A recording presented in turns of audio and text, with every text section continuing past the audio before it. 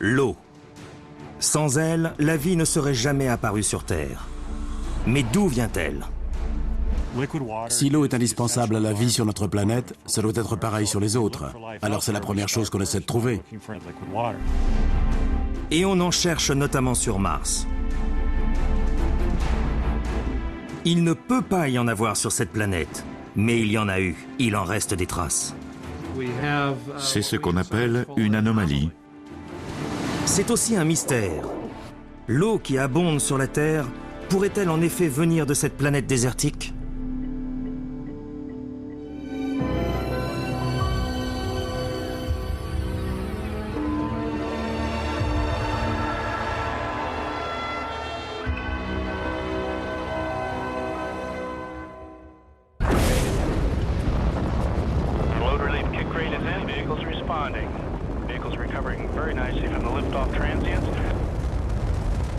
Cap Canaveral, 4 août 2007. À 5h26, la fusée Delta II s'élance dans l'espace. À son bord, la sonde martienne Phoenix.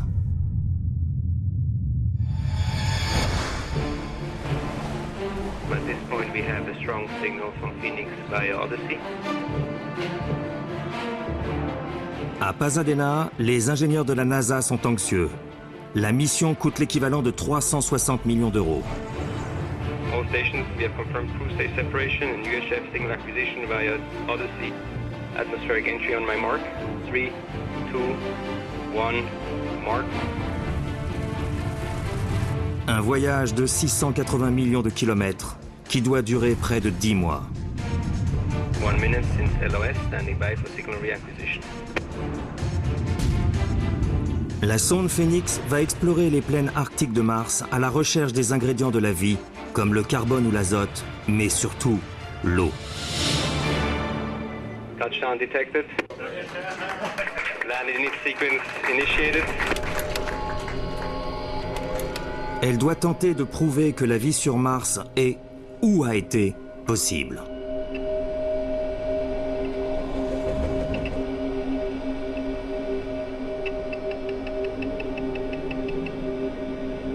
Dans la nuit du 25 au 26 mai 2008, Phoenix se pose sur la planète rouge.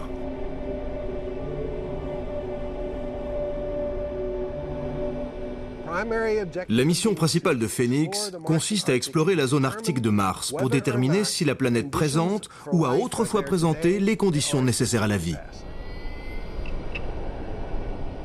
Une mission qui pourrait bien bouleverser notre appréhension du système solaire. Car si la vie existe sur Mars, peut-être existe-t-elle sur d'autres planètes encore.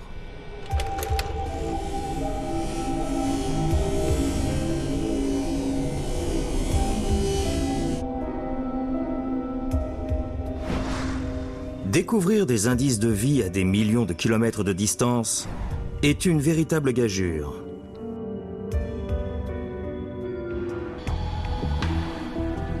Phoenix n'a pas été conçu pour détecter la vie, mais pour détecter l'eau.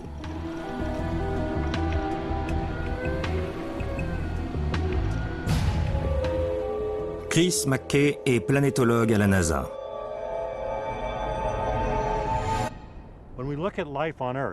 La biodiversité terrestre est extraordinaire. On a toutes sortes d'organismes qui vivent dans toutes sortes de milieux. Et pourtant, tous, sans exception, ont besoin d'eau. Alors naturellement, pour trouver de la vie ailleurs, c'est la première chose qu'on cherche. Sur Terre, l'eau est synonyme de vie. Partout. Même à des températures extrêmes, certains organismes sont capables de survivre.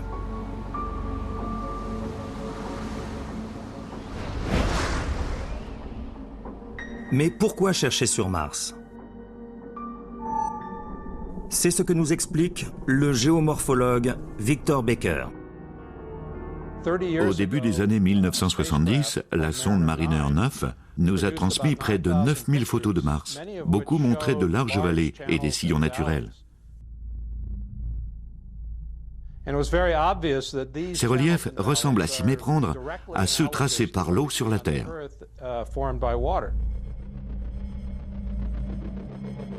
des traces d'érosion par l'eau. Un élément qui, jusqu'à preuve du contraire, n'existe pas sur Mars, car son atmosphère est trop ténue. L'air qui se trouve sur Mars est le même que celui de la Terre, à 35 000 mètres d'altitude.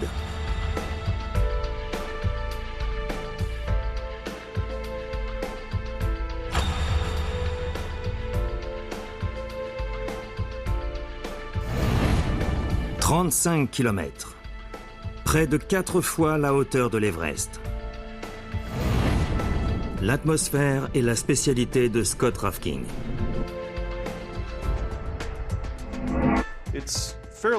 Tout le monde sait que plus on s'élève en altitude, plus la température d'ébullition de l'eau baisse.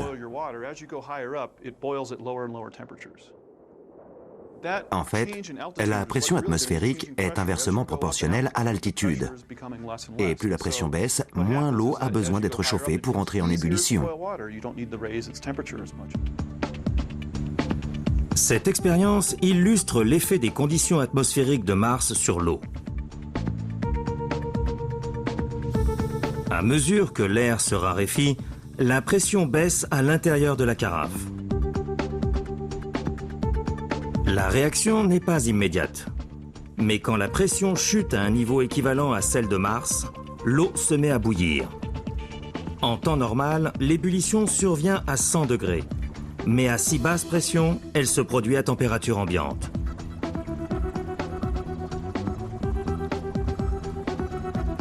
Sur Mars, l'eau bout à 10 degrés.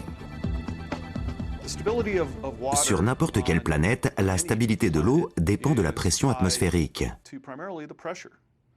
Et celle de Mars est si faible que l'eau entrerait aussitôt en ébullition et s'évaporerait.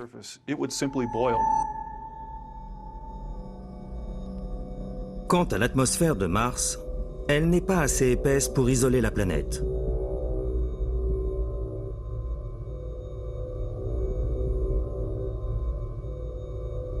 Mars ne connaît que l'hiver.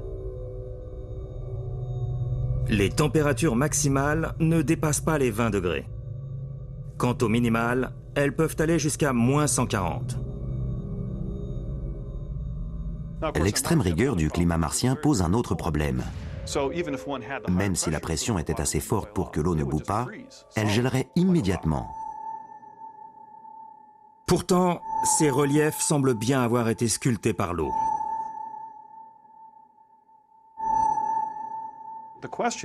La question est de savoir comment c'est possible. Comment cette planète froide et sèche, à l'atmosphère raréfiée, a-t-elle pu un jour regorger d'eau?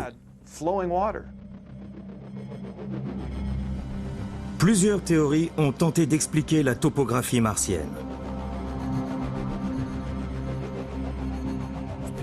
On a dit des tas de choses, qu'elles pouvaient être dues au dioxyde de carbone, à la lave, au vent. Soyons clairs, le vent, la lave et le gaz carbonique peuvent expliquer un certain nombre des paysages de Mars, mais pas tous. Depuis une trentaine d'années, ce sujet est la principale source de controverse en astronomie. C'est pour ça que la mission actuelle est surnommée « Suivez l'eau ». C'est ce que fait Phoenix, suivre l'eau à la trace.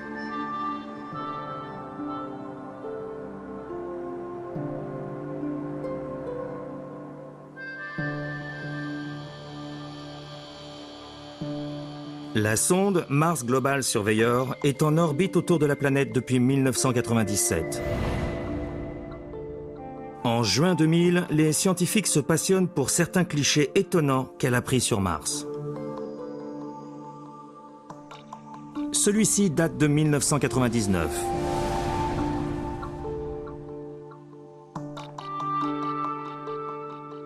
Et celui-ci de 2000, pris au même endroit. À l'évidence, quelque chose a changé. Sur Terre, on appelle ça des ravines. Elles s'étendent sur quelques centaines de mètres, pas plus d'1 kilomètre. Leur tracé évoque les nervures d'une feuille ou les branches d'un arbre. Et elles sont formées par l'eau qui s'écoule en rigole de plus en plus large. Ces ravines semblent de formation récente.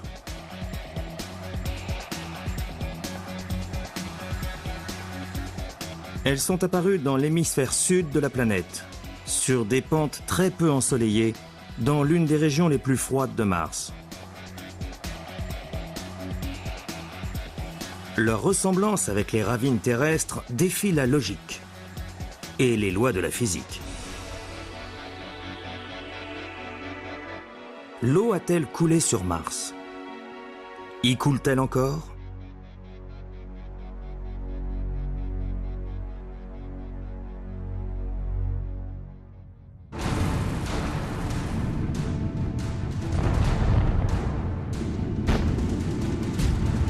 Il y a longtemps que ce ne sont plus les Martiens qui intriguent les hommes. Mars recèle bien d'autres mystères.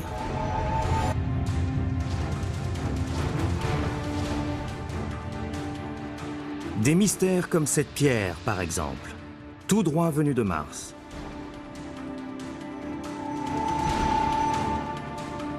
Elle a été découverte dans l'Antarctique en 1984.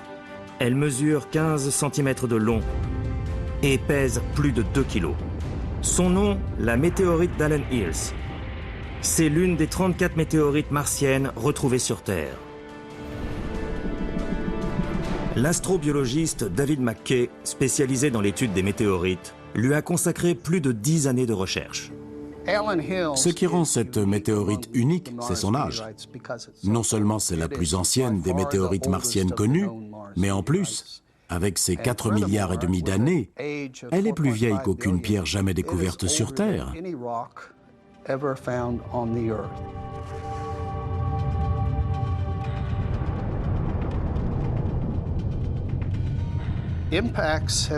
Pendant des milliards d'années, la Lune, Mars et tous les objets du système solaire ont été bombardés d'astéroïdes. Au moment de l'impact, l'onde de choc éjecte des parties du sol et les propulse dans l'espace.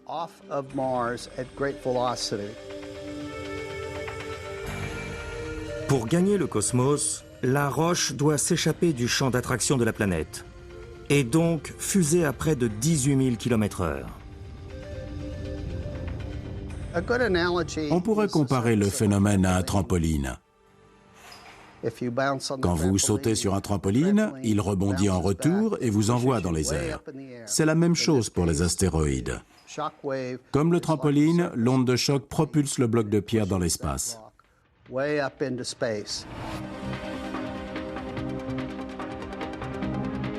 Mars porte la trace de nombreux impacts de météorites. En comparant le spectre des minéraux qui composent la météorite d'Allen Hills aux données recueillies par les sondes, des chercheurs de l'université d'Hawaï sont parvenus à déterminer sa probable origine. Yus Kasma.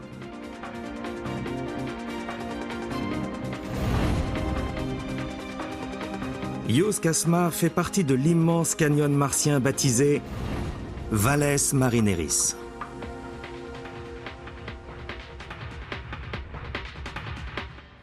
La composition minérale de ces cratères semble identique à celle de la météorite d'Allen Hills. David McKay y découvre de minuscules globules de fer et de carbonate de magnésium. Il est quasiment sûr que ces éléments ont été formés et déposés par de l'eau.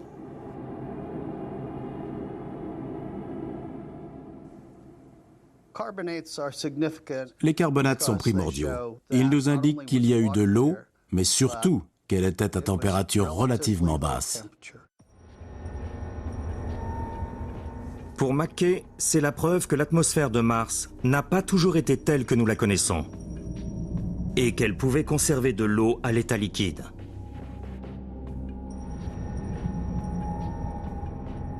Quand était-ce? La datation radioisotopique des globules de carbonate permet de dater ce moment crucial. 3,9 milliards d'années.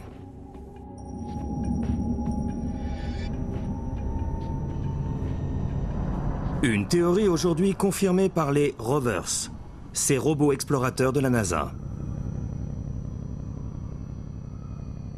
En 2003, Spirit et son jumeau Opportunity sont envoyés sur Mars. Ils ont pour mission d'étudier et de caractériser le climat et la géologie de la planète et de traquer les signes d'une histoire aquatique à sa surface.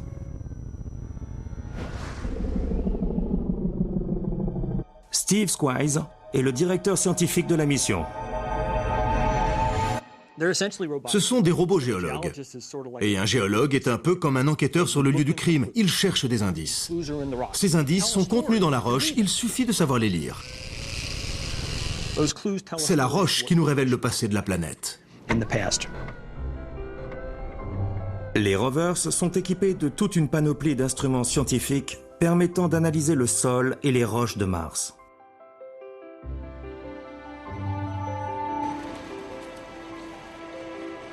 L'un des plus importants est une caméra panoramique stéréoscopique qui enregistre la texture et la structure du paysage martien.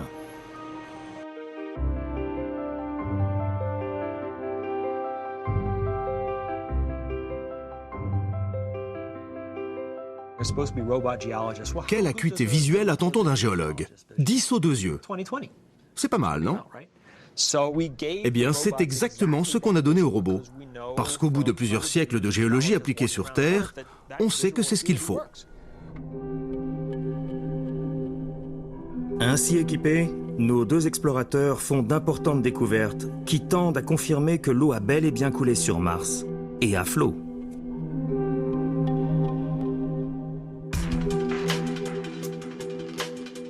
Meridiani Planum, site d'atterrissage du rover Opportunity en janvier 2004. Une région désertique d'une superficie équivalente à celle du Cambodge. Les photographies montrent un sol jonché d'innombrables petites sphères, ou sphérules. Les scientifiques de la NASA ont surnommé ces curieuses billes des myrtilles. Sur Terre, les structures de ce type se forment principalement dans des eaux peu agitées ou dans certaines sources chaudes. Des grappes de sphérules âgées de plusieurs millions d'années ont été découvertes près du lac Supérieur et des sources chaudes du parc national de Yellowstone. Leur présence sur la vaste étendue de Meridiani Planum suggère que cette plaine était autrefois submergée.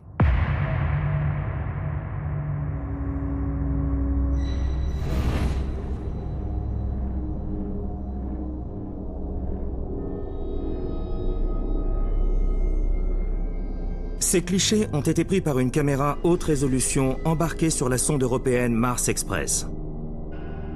Ils révèlent une région ancienne où l'eau était presque aussi abondante que sur Terre.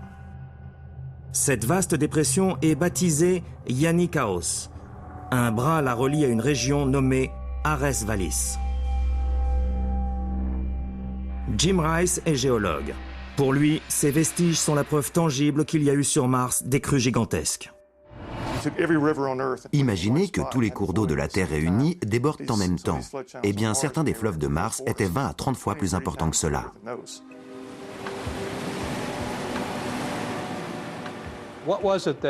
Que s'est-il passé dans la nuit des temps?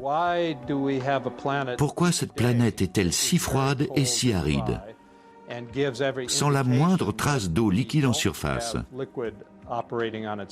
Qu'est-ce qui a donné naissance à ces chenaux? Autant de questions et autant de signes à décrypter.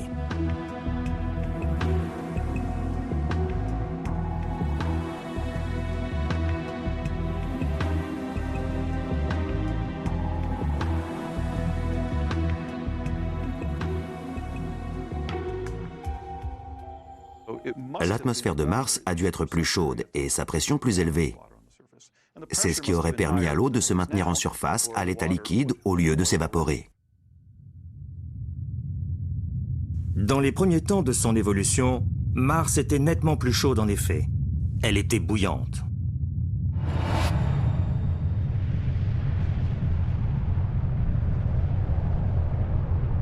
Revenons à la naissance du système solaire.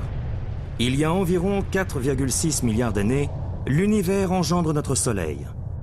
Autour de lui se forme le système solaire. La Terre et Mars ne sont encore que deux grosses boules de matière en fusion. elles font plus de 6000 degrés Celsius. Puis elles refroidissent. Peter Smith dirige la mission Phoenix depuis son laboratoire à l'université de l'Arizona. La Terre et Mars se sont formés à peu près au même moment, mais comme Mars est moitié moins grosse que la Terre, elle a dû refroidir plus vite. Comment Mars est-elle passée de l'état de boule de feu à celui de planète chaude et humide?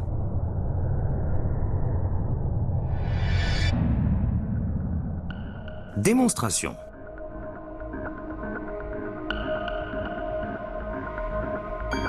Ces sphères présentent exactement la même différence de taille qu'il y a entre Mars, ici à gauche, et la Terre, environ 2 fois plus grosse.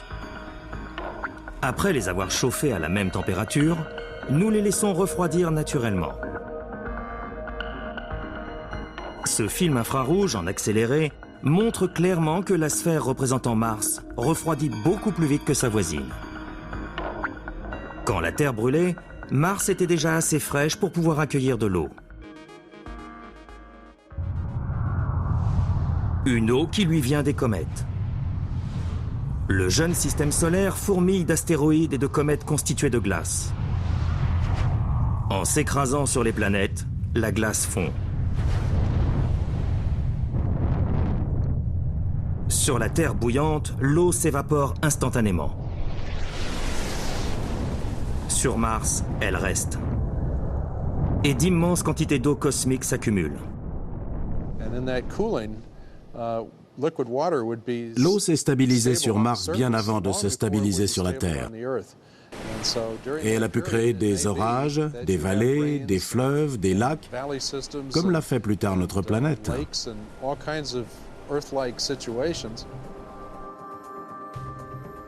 Il y a 3,9 milliards d'années, Mars présentait un climat et une atmosphère propres à conserver de l'eau à sa surface.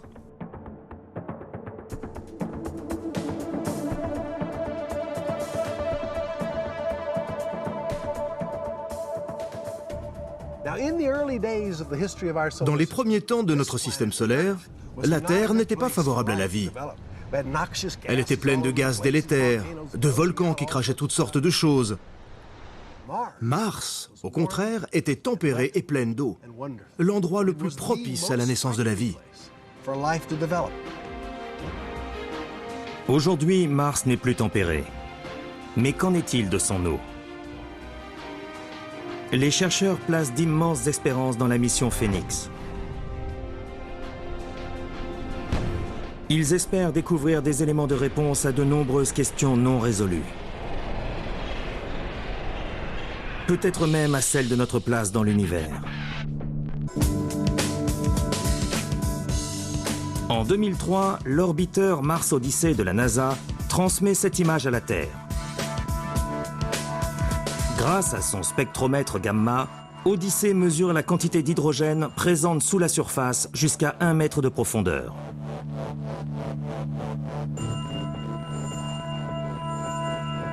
Ici, la partie bleue, la plus riche en hydrogène, pourrait révéler la présence d'un immense lac gelé.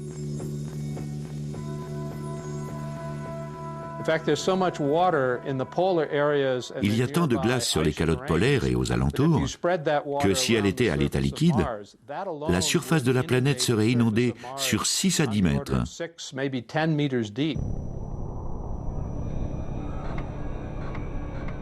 Phoenix doit confirmer que cette région riche en hydrogène se compose bien d'eau gelée.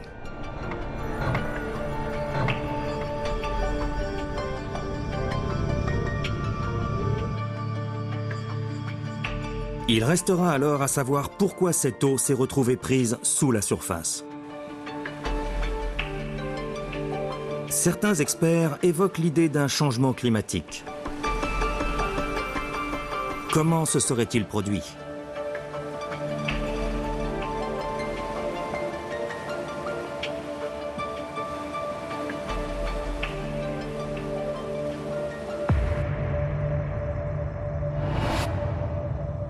Prenons la Terre. Son noyau en fusion génère un champ magnétique qui préserve notre atmosphère du vent solaire. Le noyau de Mars, lui, est beaucoup plus petit. Et plus il refroidit, moins il est capable de maintenir ce champ magnétique protecteur. Directement confronté au vent solaire, l'atmosphère de la planète s'échappe peu à peu, et presque toute son eau avec elle.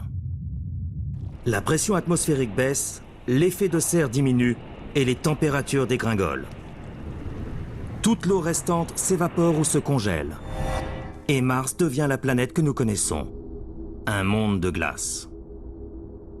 Il y a peu de temps encore, les scientifiques pensaient que le noyau de Mars était trop froid pour faire bouger la croûte et pour la fendre.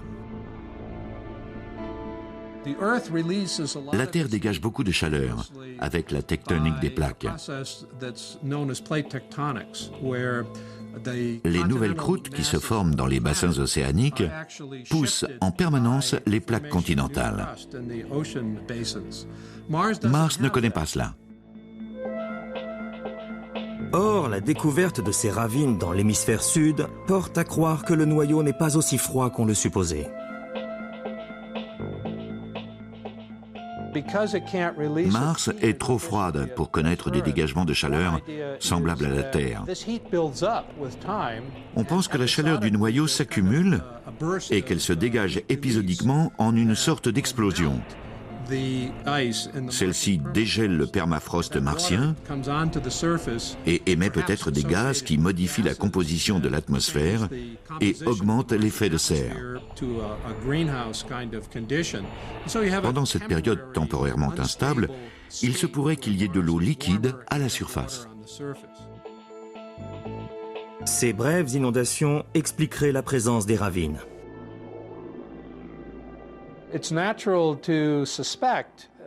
Il est logique de penser que ces écoulements d'eau sont liés à des épisodes volcaniques récents. Mais ça reste un mystère. Phoenix est là aussi pour le résoudre.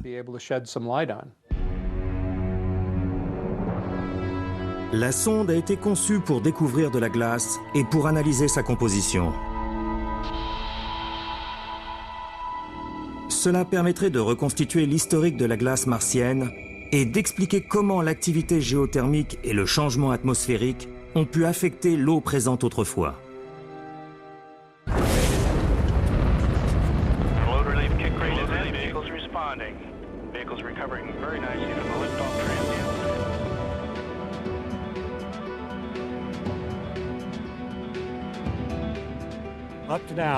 Jusqu'à présent, on a toujours étudié que la surface de Mars. On la photographie en orbite, on circule sur la surface, et parfois on creuse un peu, peut-être à sa profondeur, jamais plus. Mais la sonde Phoenix peut faire mieux. Elle est conçue pour supporter les plus grands froids. Elle est capable d'analyser la glace dans le sous-sol.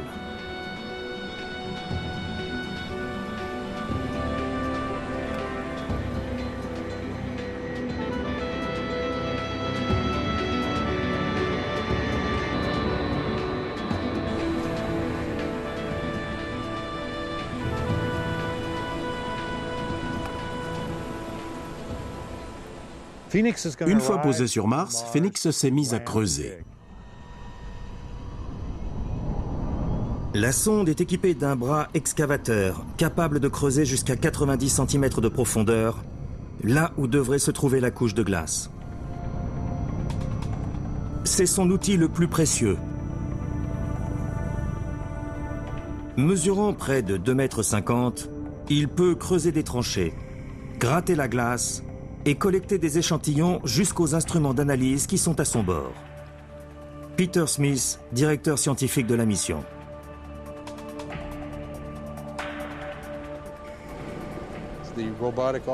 Lui faire creuser la surface est une sacrée prouesse technique, parce qu'il est commandé depuis la Terre, à 150 millions de kilomètres de là. Ce n'est pas si facile d'actionner son bras à partir de la caméra embarquée. C'est comme de conduire un semi-remorque pour la première fois. L'engin fonctionne, mais apprendre à le manœuvrer, c'est une autre histoire.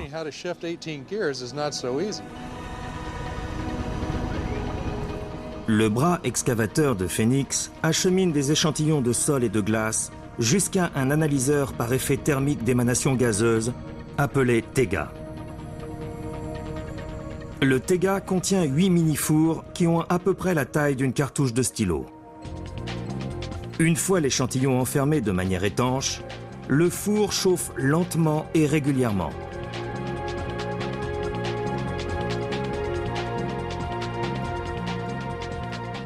À mesure que la température augmente jusqu'à atteindre 1000 degrés, la glace et les autres éléments volatiles qui composent l'échantillon se subliment.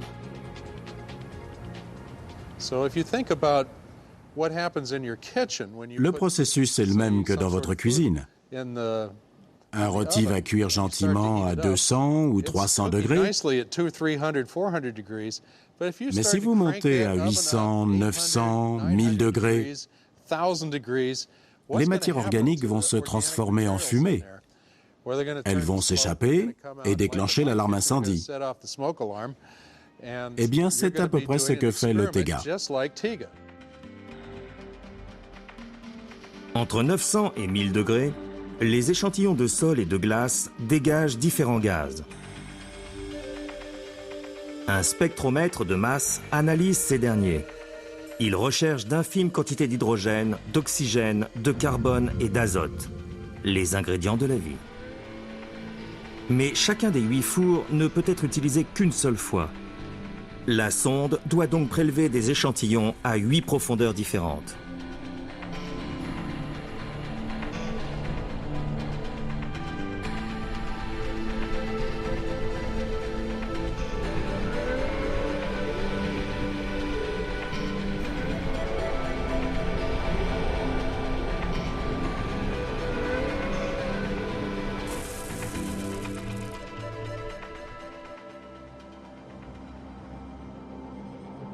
Pour prendre une longueur d'avance sur le type de données que Phénix leur transmettra, les chercheurs ont décidé de reproduire les mêmes expériences sur Terre.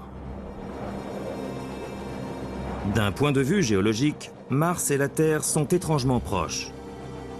Elles partagent des caractéristiques communes, telles que volcans, canyons et vallées.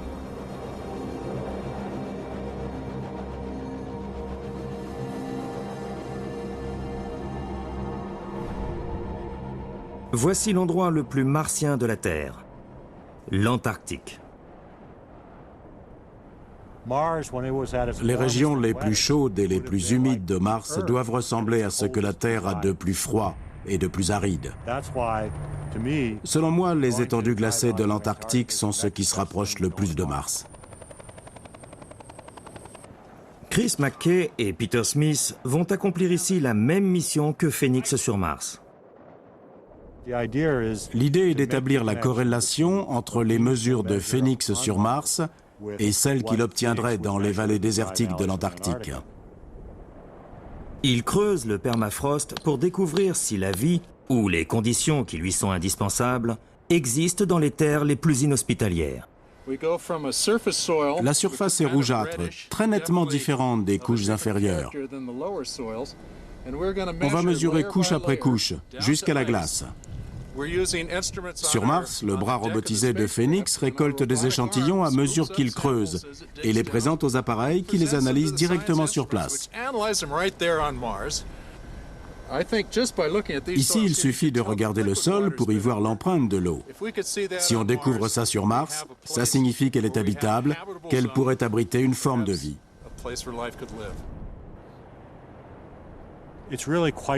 C'est prodigieux ce qu'on peut découvrir dans les vallées désertiques et dans le Haut-Arctique.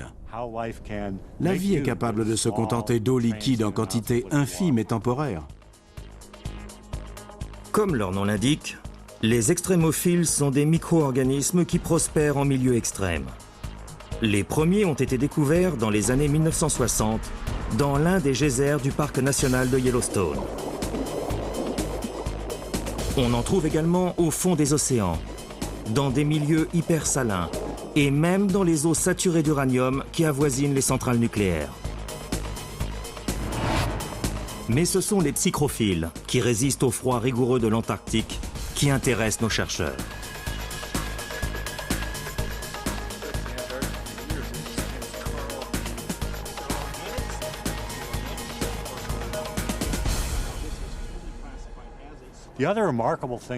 Les déserts polaires ont ceci de remarquable que la glace et le froid en général préservent très bien les signes de vie. Le permafrost sibérien conserve des mammouths congelés depuis 10 000 ans ou plus. Sur Mars, on souhaite la même chose. On espère trouver dans la glace des organismes préservés depuis des millions, voire des milliards d'années. Des micro-mammouths martiens congelés, si vous voulez. Non seulement Phénix peut détecter les changements atmosphériques et climatiques, mais il est capable d'identifier des matières organiques. La mission Phénix a pour objectif spécifique de toucher la glace afin d'en comprendre les propriétés, l'histoire, les relations avec le sol et avec l'atmosphère, bref, d'étudier la question d'une vie sur Mars, passée ou présente.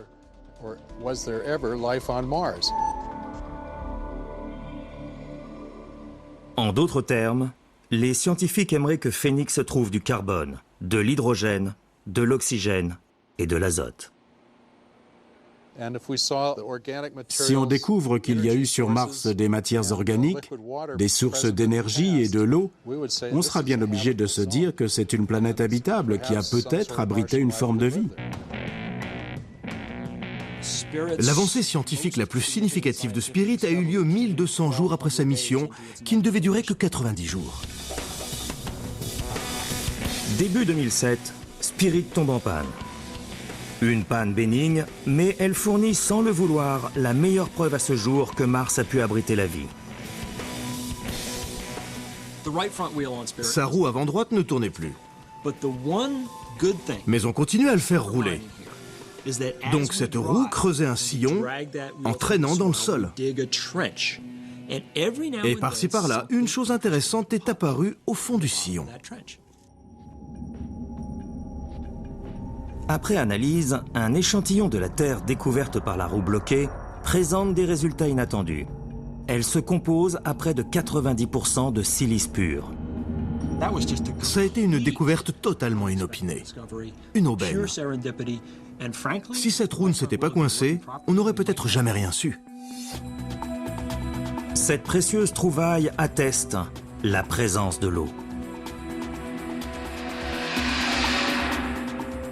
Sur Terre, pareille concentration de silice ne se trouve qu'en deux endroits.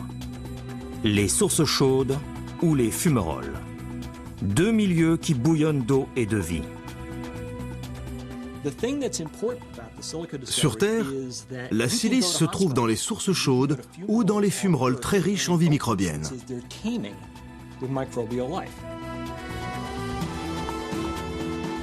Spirit en fait la preuve. Il y a un lieu habitable sur Mars.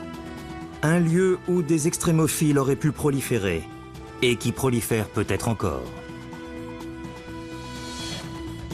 Et rappelons-nous qu'un autre témoin vient étayer cette hypothèse. La météorite d'Allen Hills, âgée de 4 milliards d'années.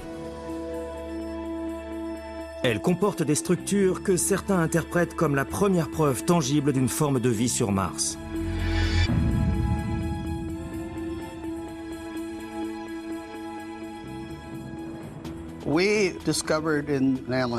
On a découvert ce qui nous a semblé être une forte présomption de vie passée.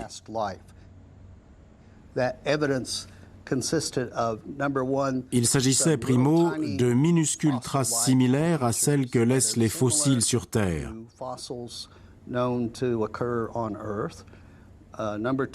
Et secondo, de cristaux de magnétite, un oxyde de fer, lui aussi associé sur Terre à des bactéries.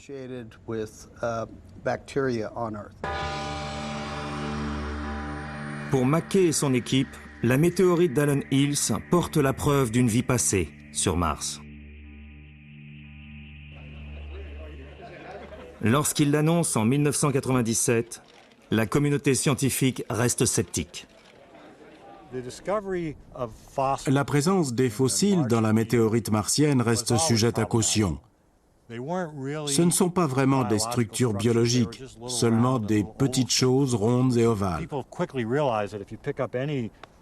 N'importe quelle pierre examinée à cette échelle peut présenter des petites formes rondes et ovales sans rapport avec la biologie. Mais la silice découverte par Spirit rouvre le débat sur les micro-organismes martiens.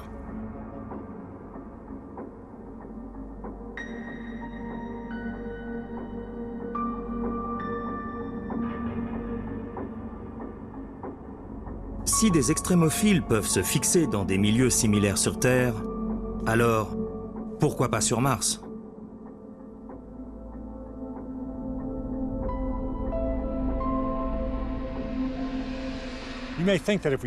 Certains peuvent penser que si les seuls êtres vivants qu'on découvre sur Mars sont des microbes, ça n'a aucun intérêt. Mais ces microbes pourraient contenir le potentiel d'une vie aussi riche et complexe que celle de la Terre. Tout comme un gland est un chêne en puissance, un seul organisme martien pourrait contenir en puissance des écosystèmes complexes, des animaux, des plantes, et pourquoi pas une intelligence de type humain. Même si sur Mars ce gland n'est pas devenu chêne, ça nous indique tout de même que dans d'autres mondes, sur d'autres étoiles, la vie a pu se développer. Qu'on n'est pas seul. Quel enjeu pour la sonde Phoenix ?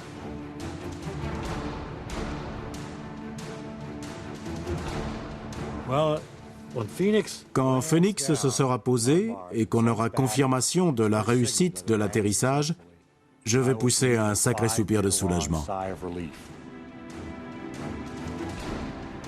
Et Phoenix s'est posé et a entamé son patient travail de collecte et d'analyse.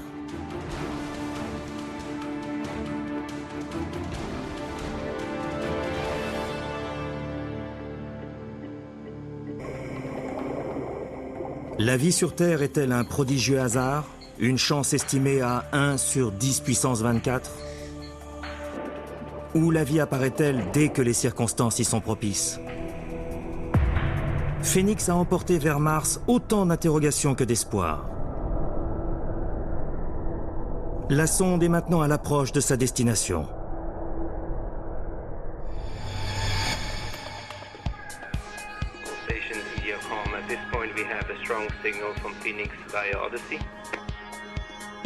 Combien d'heures de travail?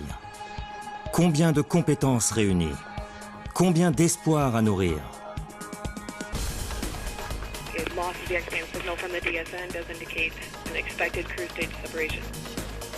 Cet homme, par exemple, était chargé du freinage. Il a fait passer Phoenix de 12 000 à 9 km/h.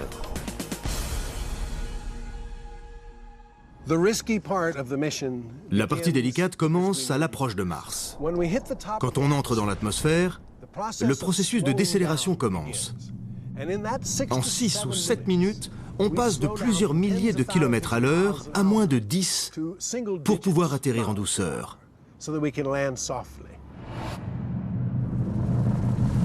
Entrée, descente et atterrissage. 3 phases critiques que Gentry Lee a dirigées sans la moindre défaillance. Landing. We are currently 6 minutes from landing at the Gusev crater in the southern hemisphere of Mars. Atmosphere entry 5.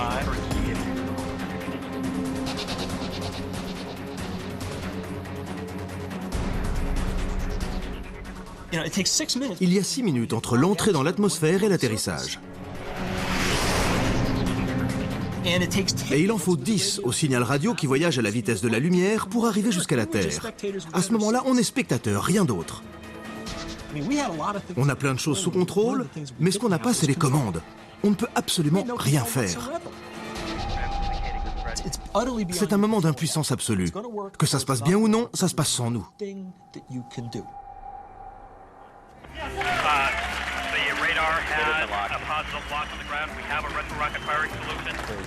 Les rovers, déjà, avaient ouvert la voie. Ils étaient arrivés sur Mars sans encombre.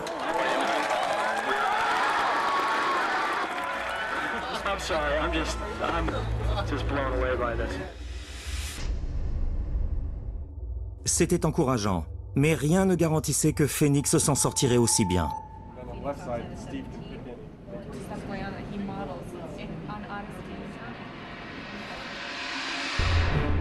On savait bien sûr que la friction avec l'atmosphère ferait ralentir la sonde à 1200 km/h.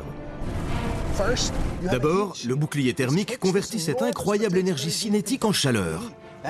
Ça représente 99% de la décélération. Ensuite, un parachute s'ouvre, qui va encore réduire la vitesse de 99%. L'efficacité du parachute était cruciale. Les rovers déjà en avaient un. Mais ils avaient aussi un airbag pour amortir leur chute. Et la sonde Phoenix n'en avait pas.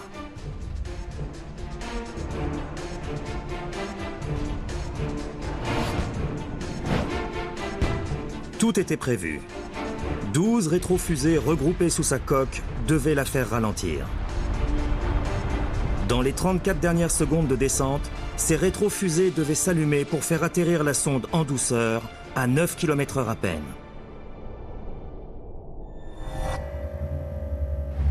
Or, la NASA avait déjà utilisé ce système de rétrofusée en 1999 sur la sonde Mars Polar Lander. Et l'atterrissage avait mal tourné.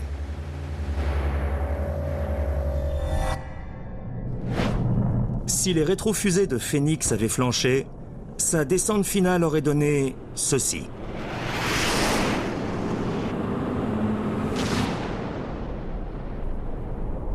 Mais tout était prévu.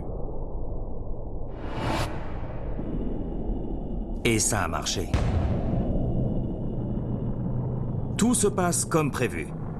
Phoenix se pose sur Mars dans la nuit du 25 au 26 mai 2008. Les capteurs placés sous ses pieds détectent le contact et éteignent les moteurs à hydrazine. Au sol, les contrôleurs attendent anxieusement que la sonde rétablisse la communication.